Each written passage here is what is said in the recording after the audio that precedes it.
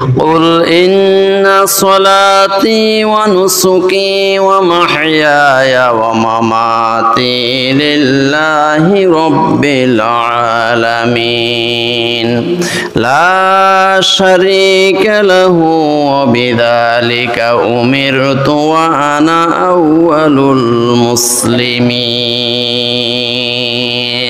সূরা আনআম আয়াত 162 163 আল্লাহ রাব্বুল আলামিন বলেন কুল হে নবী সাল্লাল্লাহু আলাইহি ওয়াসাল্লাম আপনি বলে দেন ইন্না সলাতি নিশ্চয় আমার নামাজ ও নুসুকি আমার কুরবানি ও মাহইয়ায়া আমার জীবন ও মামাতি আমার মরণ লিল্লাহি রাব্বিল আলামিন আমার জীবনের সব কিছু একজনকে খুশি করার জন্যই করব তিনি কে আল্লাহ শুধুমাত্র আল্লাহর জন্যই আমি আমার সব কাজকর্ম করে থাকি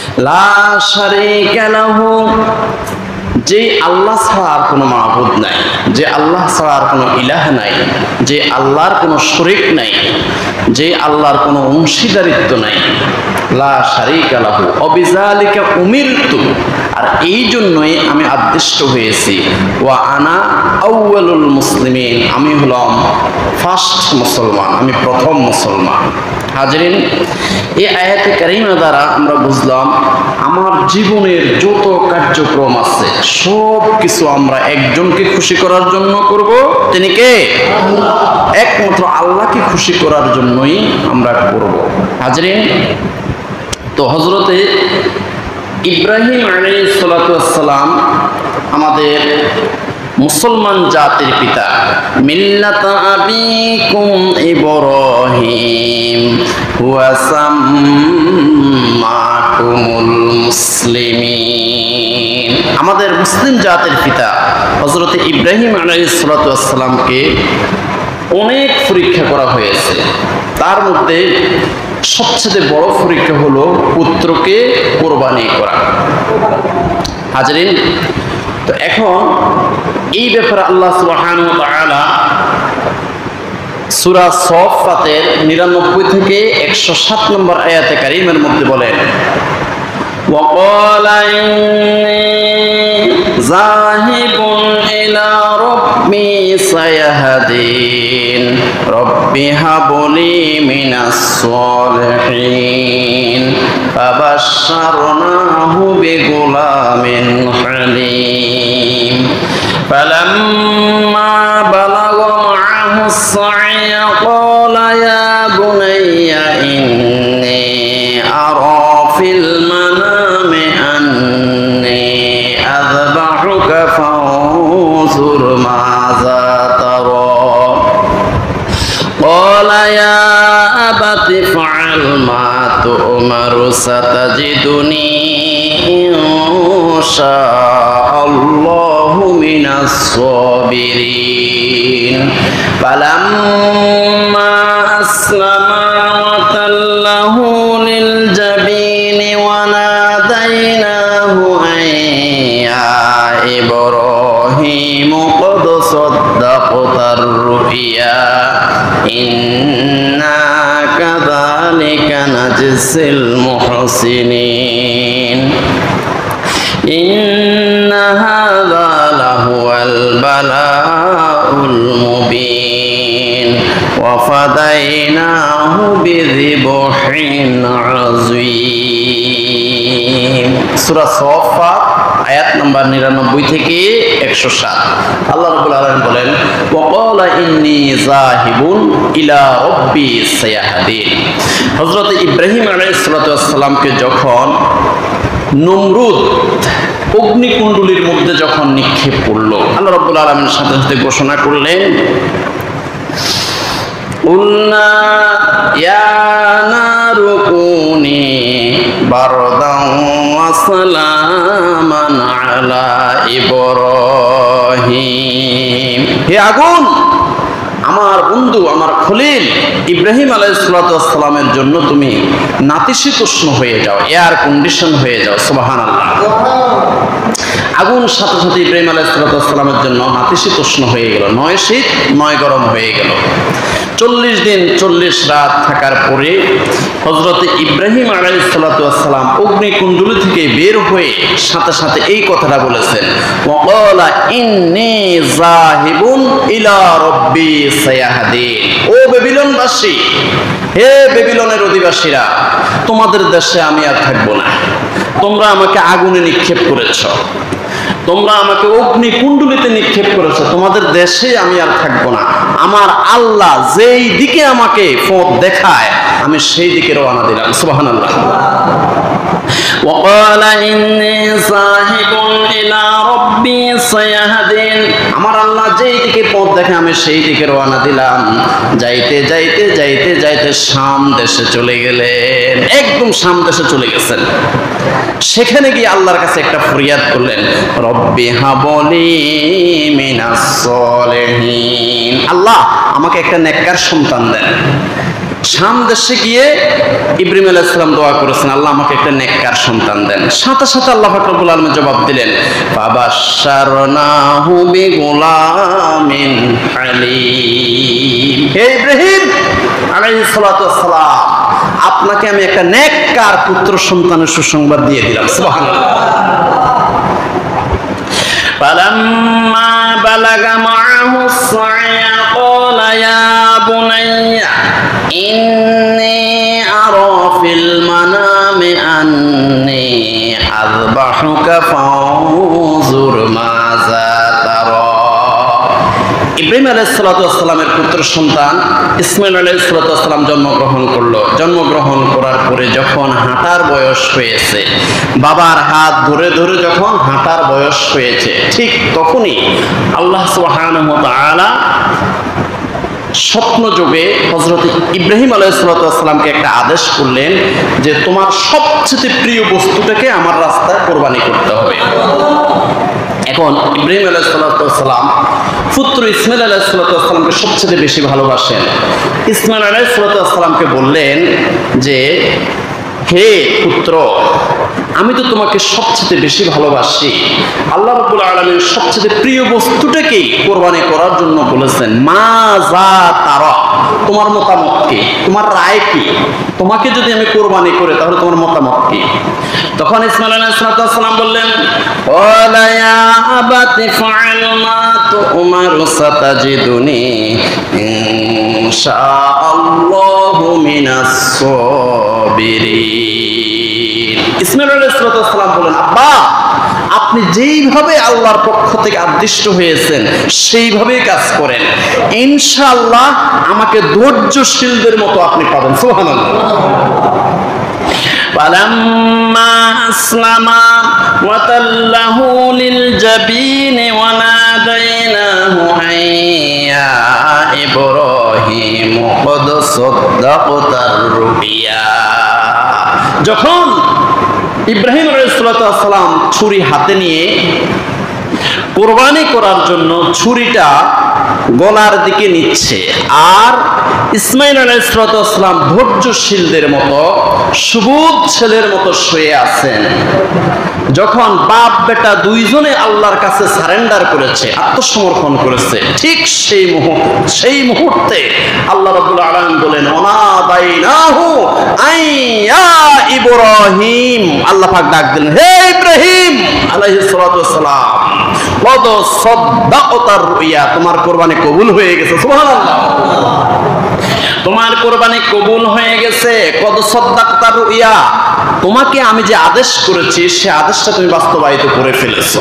কদ সাদ্দাকতার রুইয়া ইন্না কাযালিকা নাজসিল মুহসিনিন। আর এমনি ভাবে আমি আল্লাহ সুবহানাহু ওয়া তাআলা আমার নেককার বান্দাদেরকে পরীক্ষা করে থাকি। ইন্না হাযা লাহুল বালাউল মুবিন। আর এটা হলো ইব্রাহিম আলাইহিসসালামের জন্য সবচেয়ে বড় পরীক্ষা। ইব্রাহিম আলাইহিসসালামকে যত পরীক্ষা করেছেন সকল পরীক্ষার মধ্যে এটা হলো সবচেয়ে বড় স্পষ্ট পরীক্ষা। ওয়াফাদাইনাহু বিযিবহিন আযীম। আর ইব্রাহিম আলাইহিসসালামের পুত্র হযরত ইসমাঈল আলাইহিসসালামকে আমি আল্লাহ মুক্ত করে দিলাম একটা জন্তু কুরবানির মাধ্যমে, একটা মহান কুরবানি অর্থাৎ জন্তু, একটা পশু কুরবানির বিনিময়ে হযরত ইসমাঈল আলাইহিসসালামকে আমি মুক্ত করে দিলাম। সুবহানাল্লাহ। এখন এই আয়াতে কারিমার ব্যাখ্যা এসেছে, জিবরাইল আলাইহিসসালামকে জিজ্ঞাসা করা হলো, ও জিবরাইল আলাইহিসসালাম, আপনি এই পৃথিবীতে সবচেয়ে দ্রুত মোট কয়বার আসছেন? জিবরাইল আলাইহিস সালাম বললেন, আমি মোট 4 বার এই পৃথিবীতে খুব দ্রুত আসছি। একবার হযরতে ইউসুফ আলাইহিস সালামকে যখন 10 ভাইয়ে একদম অত্যন্ত প্রহার করে যখন কূপের মধ্যে নিক্ষেপ করেছিল, পানিতে পড়ার আগে নিক্ষেপ করার পরে পানিতে পড়ার আগে ঠিক এই মুহূর্তে আল্লাহ পাক রব্বুল আলামিন আমাকে ডাক দিলেন, হে জিবরাইল আলাইহিস সালাম, তুমি কোথায়? তখন আমি বললাম যে আমি তো সিদরাতুল মুনতাহা, অতি দ্রুত যাও। আমার নবী হযরতে ইউসুফ আলাইহিস সালামকে কূপে ফেলে দিচ্ছে, পানিতে পড়ার আগে তোমার রহমতের যে ডানা, এই ডানা বিছিয়ে দাও। সুবহানাল্লাহ। আমি ওই দিন সিদরাতুল মুনতাহা থেকে খুব দ্রুত এসে ওই কূপের মধ্যে এসে আমি আমার যে পাখা আছে, পাখা বিছিয়ে হযরত ইউসুফ আলাইহিস সালামকে পানিতে পড়া থেকে আমি রক্ষা করেছি। সুবহানাল্লাহ। আরেকদিন হযরতে মুহাম্মদুর রাসূলুল্লাহ সাল্লাল্লাহু আলাইহি ওয়াসাল্লাম উহুদের ময়দানে যখন রক্তাক্ত হয়ে গিয়েছিলেন, ওনার দাঁত থেকে, ওনার মাথা মোবারক থেকে যখন রক্ত ঝরছিল, রক্ত ঝরে মাটিতে পড়বে, দেহ থেকে রক্ত বের হয়ে গেছে, মাটিতে পড়তেছে, এই মুহূর্তে আল্লাহ রাব্বুল আলামিন বলেন, হে জিবরাইল আলাইহিস সালাম, তুমি কোথায়? আমি তো সিদরাতুল মুনতাহা, অতি দ্রুত যাও। আমার বন্ধু আখিরি নবী মুহাম্মদ রাসূলুল্লাহ সাল্লাল্লাহু আলাইহি ওয়াসাল্লামের রক্ত যদি মাটিতে পড়ে, এই মাটি ধ্বংস হয়ে যাবে, এই পৃথিবী ধ্বংস হয়ে যাবে, জমিন খার হয়ে যাবে। তোমার রহমতের ডানা নিয়ে ওই রক্তের নিচে ধরো, যেন জমিনের মধ্যে আমার বন্ধু রক্ত না পড়তে পারে। সুবহানাল্লাহ। ওই দিন আমি সিদরাতুল মুনতাহাতে খুব দ্রুত 7 আসমান পাড়ি দিয়ে এই পৃথিবীতে এসেছি।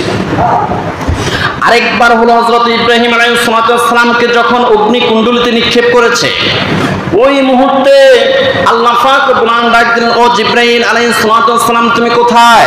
আমি তো সিদরাতুল মুনতাহা, অতি দ্রুত দুনিয়ার বেবিলন নগরীতে চলে যাও। এই পৃথিবীর সবচেয়ে বড় ডাকাত নমরুদ আমার নবী ইব্রাহিম আলাইহিস সালামকে অগ্নিকুণ্ডলিতে নিক্ষেপ করেছে। আমার হুকুমে তুমি সেই অগ্নিকুণ্ডলিতে গিয়ে কুলনা ইয়া নারু কুনি বারদান ওয়া সালামুন আলা ইব্রাহিম, ওই অগ্নিকুণ্ডলিটাকে তুমি ফুলের বাগান বানিয়ে দাও। সুবহানাল্লাহ। ওই দিন আমি খুব দ্রুত এসেছি।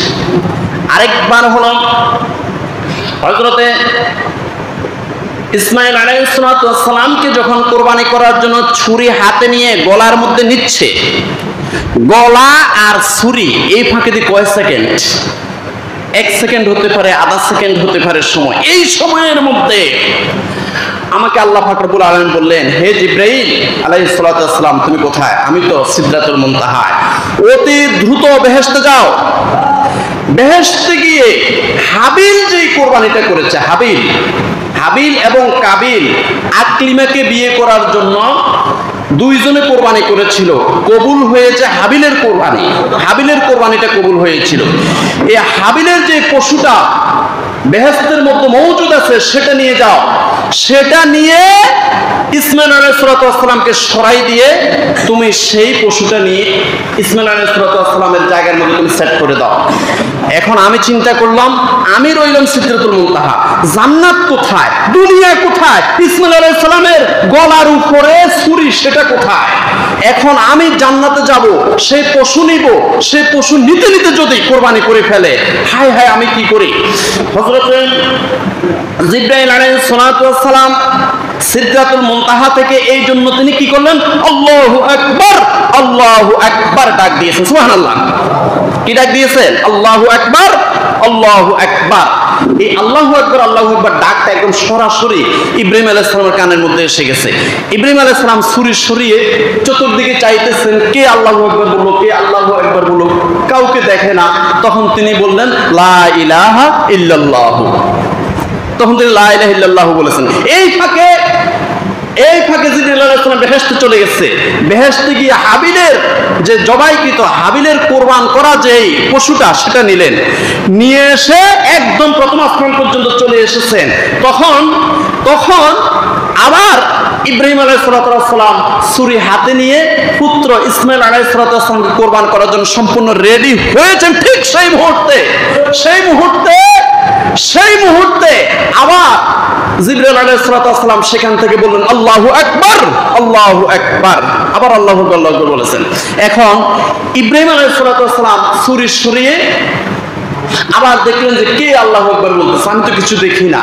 এই ফাঁকে জিবরাইল আলাইহিস সালাম এসে ইসমাইল আলাইহিস সালামকে সরিয়ে দিয়ে ওই হাবিলের কোরবানকৃত যেই দুম্বাটা সেটা সেট করে দিলেন। আর ইসমাইল আলাইহিস সালাম দাঁড়িয়ে দাঁড়িয়ে বললেন ওয়ালিল্লাহিল হাম। জোরে বলেন ওয়ালিল্লাহিল হাম। এরপরে ইসমাইল আলাইহিস সালামের পরিবর্তে দুম্বা কোরবানি হয়ে গেল। এই জন্য আল্লাহ পাক রব্বুল আলামিন বলেন ও ফাদাইনাহু বিযিবহিন আযীম। একটা মহান কোরবানির মাধ্যমে, পশু কোরবানির মাধ্যমে আমি আল্লাহ হযরত ইসমাইল আলাইহিস সালামকে মুক্ত করে দিলাম। সুবহানাল্লাহ। তাহলে আমাদের যে তাকবীরে তাশরিক পড়েন সবাই, আল্লাহু আকবার, আল্লাহু আকবার, লা ইলাহা ইল্লাল্লাহু, আল্লাহু আকবার, আল্লাহু আকবার, ওয়ালিল্লাহিল হামদ। তাহলে আল্লাহু আকবার, আল্লাহু আকবার কে বলেছে? জিবরাইল আলাইহিস সালাম। লা ইলাহা ইল্লাল্লাহ কে বলেছে? ইব্রাহিম আলাইহিস সালাম। আর ওয়ালিল্লাহিল হামদ বলেছে ইসমাঈল আলাইহিস সালাম। এই জন্য আমাদের 9 তারিখ ফজর থেকে 13 তারিখ আসর পর্যন্ত প্রত্যেক ফরজ নামাজের পরে উচ্চ স্বরে কমপক্ষে একবার পড়তে হবে আল্লাহু আকবার, আল্লাহু আকবার, লা ইলাহা ইল্লাল্লাহু, আল্লাহু আকবার, আল্লাহু আকবার, ওয়ালিল্লাহিল হামদ। তো এই পশু, এই যে আমরা কোরবানি করি, এই পশুটা জবাই করতে হবে শুধু কাকে খুশি করার জন্য? আল্লাহকে খুশি করার জন্যই আমরা কোরবানি করতে হবে। আল্লাহর কাছে এই কোরবানির রক্ত পৌঁছে না, গোশত পৌঁছে না। তাই তো আল্লাহ রাব্বুল আলামিন বলেন লা ইয়ানালাল্লাহু লুহুমুহা ওয়ালা দিমাউহা ওয়ালাকিন ইয়ানালুহুত তাকওয়া মিনকুম কাযালিকা সাখখারাহা লাকুম লিতুকাব্বিরুল্লাহা আলা মা হাদাকুম। সূরা হজ আয়াত নাম্বার 37। আল্লাহ রাব্বুল আলামিন বলেন লা ইয়ানালাল্লাহু লুহুমুহা ওয়ালা দিমাউহা। আমি আল্লাহর কাছে তোমাদের কুরবানি করার যে পশু, এই পশুর রক্ত এবং গোশত কোনোটাই আমার কাছে পৌঁছে না। রক্তটা তোমাদের জমিনে পড়ে জমিন উর্বরা হচ্ছে, গোশতটা তোমরাই খাইতেছো। ওয়ালাকিন ইয়ানালুহুত তাকওয়া মিনকুম। শুধু আমার কাছে পৌঁছে তোমাদের তাকওয়াটা, তোমাদের নিয়তটা। ইন্নামাল আমালু বিন্নিয়াত। তোমাদের নিয়তটাই, তোমাদের এই তাকওয়াটাই শুধু আমার কাছে পৌঁছে। কাযালিকা সাখখারাহা লাকুম লিতুকাব্বিরুল্লাহা আলা মা হাদাকুম। আর এই জন্য আমি আল্লাহ কি করেছি, বিশাল বিশাল প্রাণীগুলাকে, এক একটা প্রাণী কত বড় বড়, এগুলা যদি তোমাদের নিয়ন্ত্রণের মধ্যে না দিতাম, এগুলার লাথি, এগুলার গুতানির লগে তোমাদের অবস্থা খারাপ হয়ে যেত। আল্লাহ নিজে বলতেছেন কাযালিকা সাখখারাহা লাকুম লিতুকাব্বিরুল্লাহা আলা মা হাদাকুম। এই জন্য আমি আল্লাহ সুবহানাহু ওয়া তাআলা বিশাল বিশাল প্রাণীগুলোকে তোমাদের অধীনস্থ করে দিয়েছি। সুবহানাল্লাহ। লিতুকাব্বিরুল্লাহা আলা মা হাদাকুম। তোমাদেরকে যে আমি আল্লাহ হেদায়েত দান করছি, এই হেদায়েতের বিনিময়ে তোমরা বড়ত্ব স্বীকার করার জন্য, আল্লাহর বড়ত্ব স্বীকার করার জন্যই আমি এত বড় বড় প্রাণীগুলোকে তোমাদের অধীনস্থ করে দিয়েছি। সুবহানাল্লাহ। তাহলে এই প্রাণীটা আমাদের কেমন হতে হবে? যেটা চোখ নাই, নাকি ঠ্যাং নাই, যেটা রোগা, এরকম পশু কোরবানি করব না।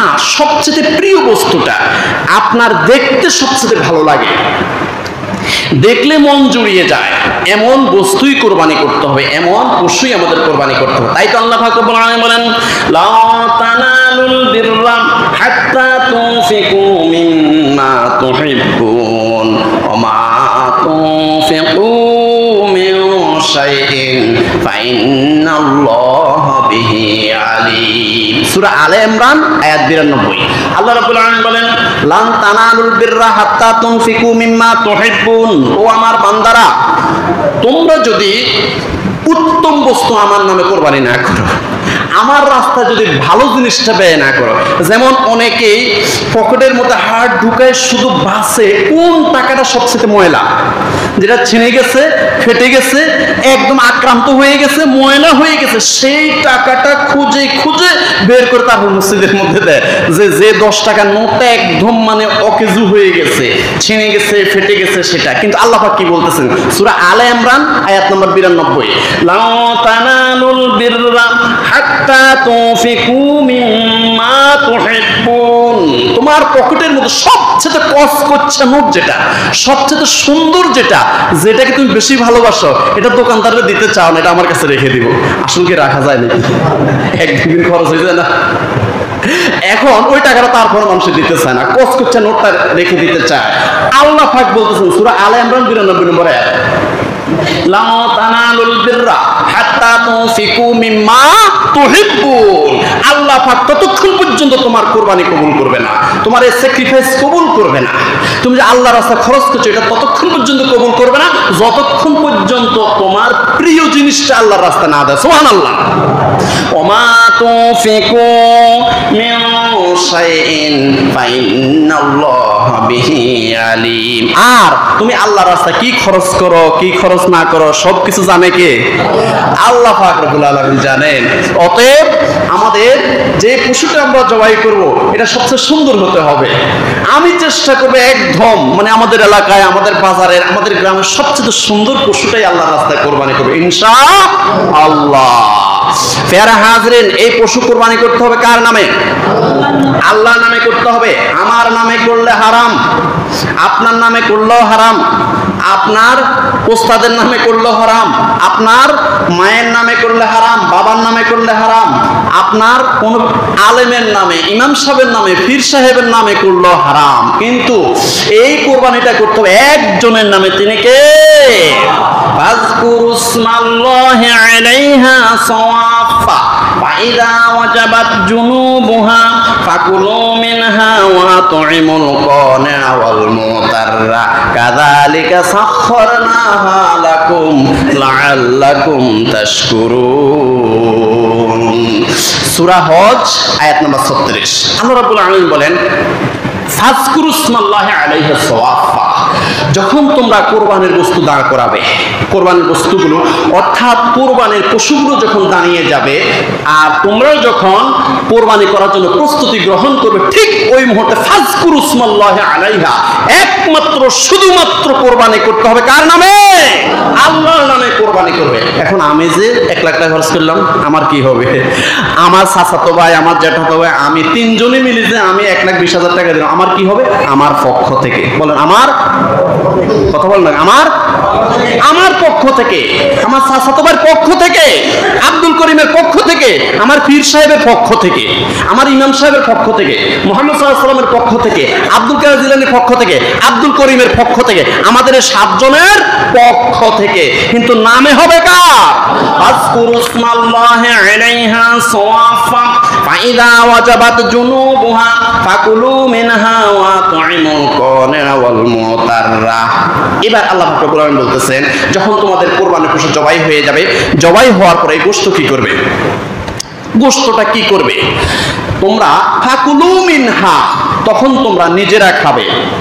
ওয়া তুইমুল কানিআ, তোমার গ্রামের মধ্যে, তোমার বাড়ির মধ্যে, তোমার এলাকার মধ্যে এমন কিছু আত্মমর্যাদাশীল ব্যক্তি আছে যারা আত্মমর্যাদার কারণে ভিক্ষা করে না, ঘরে ঘরে যায় না, একটা বাটি নিয়ে, একটা বল নিয়ে, পলিথিন নিয়ে দরজা দরজা যায় না।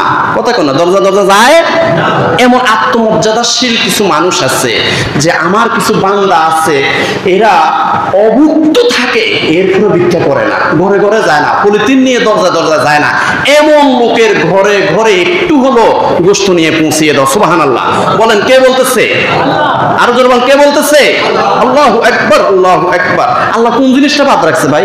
কি বাদ রাখছে? কোন কথাই বাদ রাখে না। শুধু আমরা পড়ি না, আমরা কোরআনটা পড়ি না, সব কথা বলে দিচ্ছে।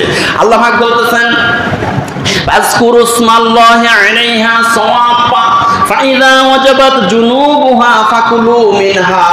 এই গোশতটা তোমরা নিজেরাও খাও।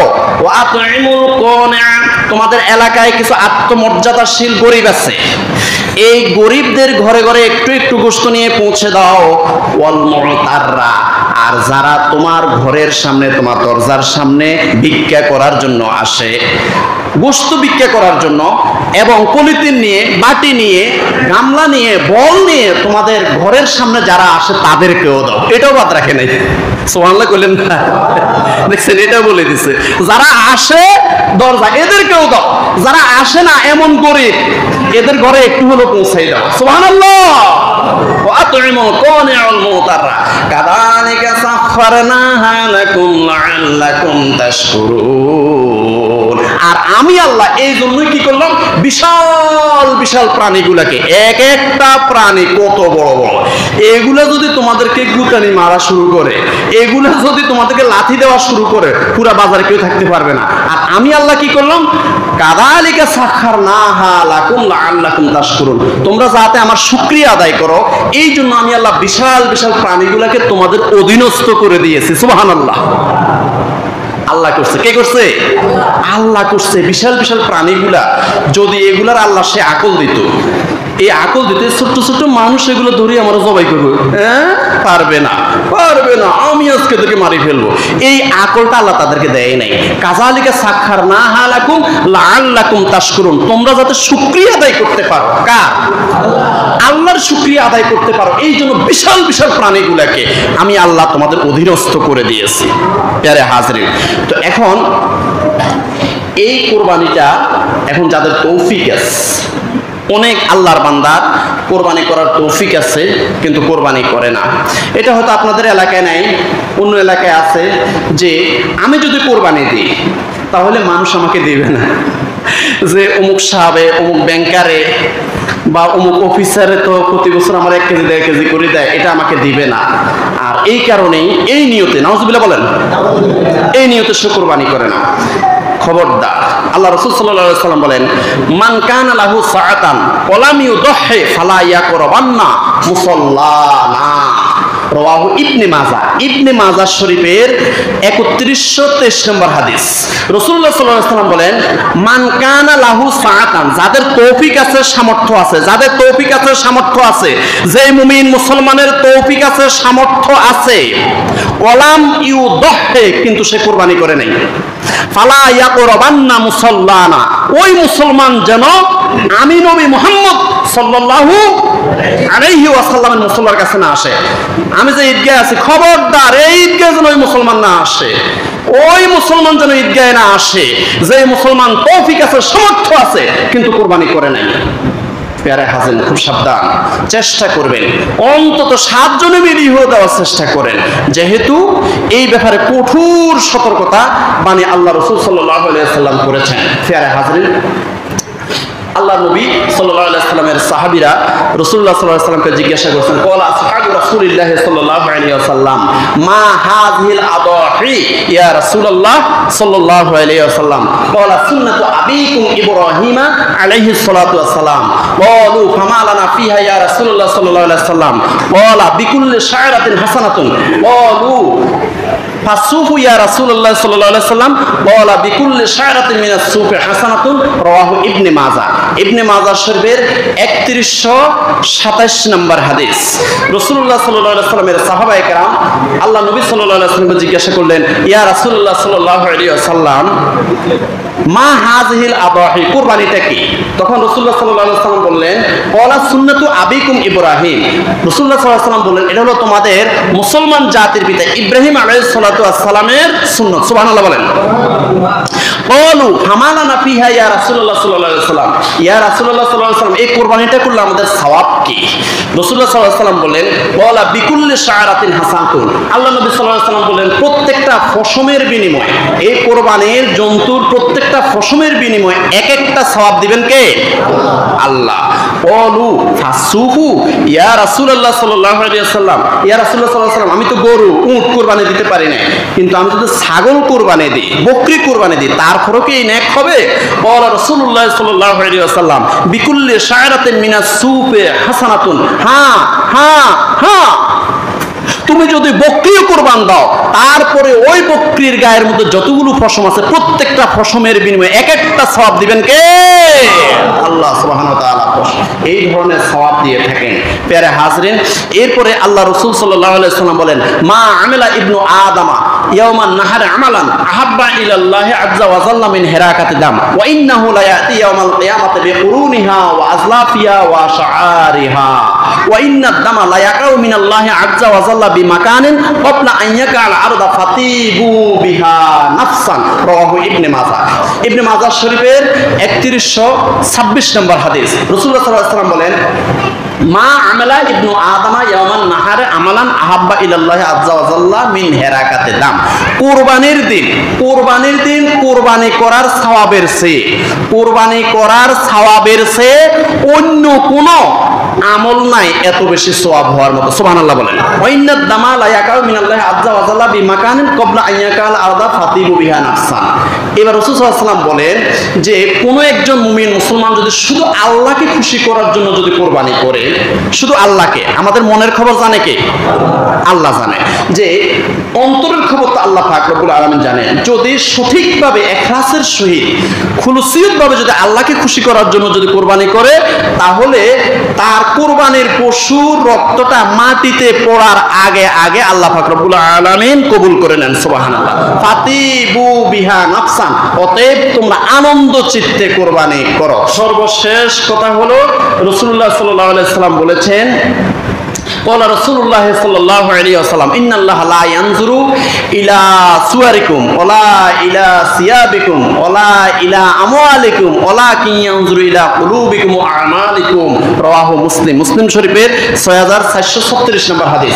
রাসূলুল্লাহ সাল্লাল্লাহু আলাইহি ওয়াসাল্লাম বলেন আল্লাহ পাক রব্বুল আলামিন তোমার সুন্দর পোশাকের দিকে তাকায় না, তোমার সুন্দর চেহারার দিকে তাকান না, তোমার মাল সম্পদের দিকে তাকান না, আল্লাহ রাব্বুল আলামিন তোমার অন্তরের দিকে তাকান। সুবহানাল্লাহ বলেন। তোমার অন্তরের দিকে তাকান, তুমি কাকে খুশি করার জন্য? সমাজ রক্ষা করার জন্য। সমাজের মানুষ আমাকে বড় লোক বলবে, সমাজের মানুষ আমাকে বাহবা দিবে, এই জন্য কোরবানি করতেছো, নাকি আল্লাহকে খুশি করার জন্য কোরবানি করতেছো? এই ব্যাপারটা দুনিয়ার কেউ না জানলো, একমাত্র জানে কে? আল্লাহ। এই জন্য বুখারী শরীফের প্রথম হাদিস হলো ইন্নামাল আমালু বিন্নিয়াত। আন ওমর ইবনে খাত্তাব রাদিয়াল্লাহু তাআলা আনহু قال سمعت رسول الله صلى الله عليه وسلم يقول انما الاعمال بالنيات وانما لامرئ ما نوى فمن كانت هجرته الى الله ورسوله فهجرته الى الله ورسوله ومن كانت هجرته الى دنيا يصيبها او امرأة يتزوجها فهجرته الى ما هاجر اليه رواه البخاري। বুখারী শরীফ 1 নম্বর হাদিস হলো ইন্নামাল আমালু বিন্নিয়াত। তোমার যত আমল আছে আমলের সওয়াব দেওয়া হবে কিসের উপরে ভিত্তি করে? নিয়তের উপরে ভিত্তি করে। তো আল্লাহ সুবহানাহু ওয়া তাআলা আমাদের সকলের কুরবানিগুলো কবুল করে নেন, বলেন আমিন। আমরা যেন একমাত্র আল্লাহকে খুশি করার জন্য যেন কুরবানি করতে পারি, এই নিয়ত, এই খুলুসিয়ত, এই লিল্লাহিয়ত যেন আমাদের অন্তরে থাকে। আল্লাহ পাক কবুল করে, বলেন আমিন।